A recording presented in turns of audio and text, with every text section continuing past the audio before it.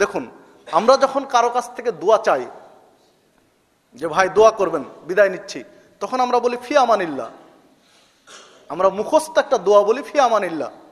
ফি আমানিল্লাহ ইসলাম মানছে আল্লাহ সন্তুষ্টির জন্য, ঠিক আছে, কিন্তু এখানে মোতাবিয়াত রাসূল নেই, রাসূলের পদ্ধতি নেই, বিধায় এটাও বলা বিদাত। যেহেতু মুহাম্মদ সাল্লাল্লাহু আলাইহি ওয়াসাল্লাম তার পদ্ধতি, মানে তার কাছ থেকে স্বীকৃতি আসতে হবে, দোয়া চাইলে ফি আমানিল্লাহ। যেহেতু তিনি স্বীকৃতি দেননি, বিধায় ফি আমানিল্লাহ বলাটা বিদাত, এর কোনো ভিত্তি নেই। ফি আমানিল্লাহ বলার কারণে সুন্নাতটা আউট হয়েছে। সুন্নাতটা ছিল মুহাম্মদ সাল্লাল্লাহু আলাইহি ওয়াসাল্লাম যখন কাউকে বিদায় দিতেন, সাহাবীরা যুদ্ধে যাচ্ছেন বা আর কোথাও যাচ্ছেন, সফরে যাচ্ছেন, তখন বিদায় দেওয়ার সময় বলতেন আস্তাউদুল্লাহ দীনাকা ওয়া আমানাতাকা ওয়া খাওয়াতিমা আমালাক ওয়া যাওয়াদাকা আল্লাহু তাকওয়া ওয়া গাফারা যামবাকা ওয়া ইয়াসসারা লাকাল খায়রা হাইসুমা কুনতা। বড়টাও বলতেন, আবার ছোটটাও বলতেন, অন্তত আস্তাউদুল্লাহ বলতে পারা যেত। এটা বলা সুন্নাত।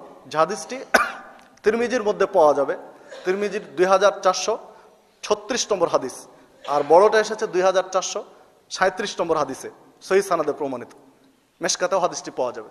তাহলে দেখুন, যখন আমরা ফি আমানিল্লাহর বেদাত ঢুকিয়েছি, তখন আস্তাউদুল্লাহর সুন্নাতটা আউট হয়ে গেছে সমাজ থেকে।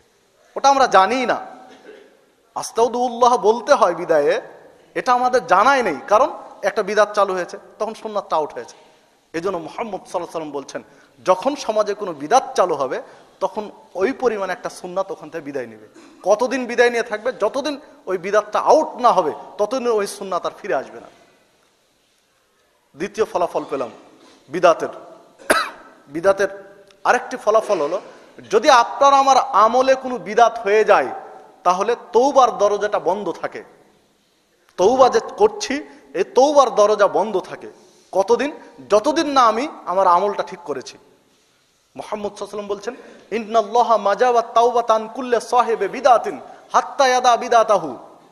যখন কোনো বিদাতি ব্যক্তি বিদাত করেন, তখন তার তওবার দরজা বন্ধ থাকে। কতদিন বন্ধ থাকে? হাত্তা ইয়াদা বিদাতাহু, যতদিন না ওই বিদাতটা ত্যাগ করেছে। কোনো ব্যক্তি আমল করতে গিয়ে বিদাত হয়ে গেলে, যতদিন বিদাত ত্যাগ করে না আসতে পেরেছে, ততদিন তার তওবার দরজা বন্ধ আছে। তওবা করলে তওবাটা গ্রহণ হবে না।